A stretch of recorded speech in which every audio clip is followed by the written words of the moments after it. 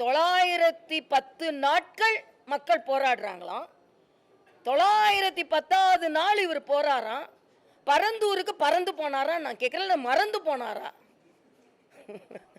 இதுவரைக்கும் மறந்து போன பரந்தூருக்கு திடீரென்று பறந்து போனார்னா என்ன அர்த்தம்?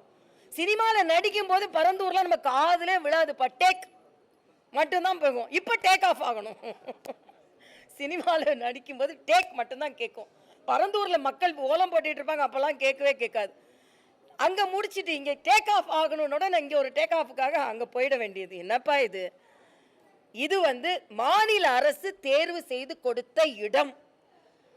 மாநில அரசு தேர்வு செய்த இடத்தை மத்திய அரசு ஏன் ஏற்றுக்கொண்டது என்றால், மீனம்பாக்கத்திலிருந்து கனெக்டிவிட்டி இருக்கணும், பெங்களூர் ஹைவேலேருந்து கனெக்டிவிட்டி இருக்கணும், டிஜிட்டல் கனெக்டிவிட்டி இருக்கணும். என்னொன்று 5500 ஏக்கரில் 1000க்கும் குறைவான ஏக்கர் புஞ்சை நிலங்கள் இருக்கிறது.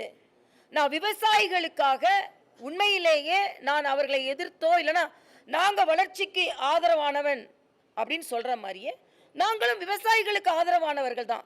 இதே விஜய் விவசாயிகளுக்கு கொடுக்கின்ற காம்பன்சேஷனை கொஞ்சம் கூட்டி கொடுங்க, இல்லைனா அவங்க மேலே வழக்குகளை ரத்து செய்யுங்க, அவங்க நியாயத்திற்கு போராடுகிறார்கள் என்று சொன்னால் நான் கேட்டிருப்பேன். நீங்கள் இவ்வளவு வருஷம் கழிச்சு இடத்த மாற்றுங்கன்னா ஏன் முத நாளே சொல்லலை? இன்னொரு இடம் இருந்தால் சொல்லுங்க. இப்போ இவ்வளவு பண்ணி நிலம் கையகப்படுத்த ஆரம்பித்த பின்பு நான் பரந்தூருக்கு வருவேன் என்றால் அது பொதுநலமா சுயநலமா என்று நீங்கள் புரிந்து கொள்ளுங்கள் என்பது எனது கருத்து.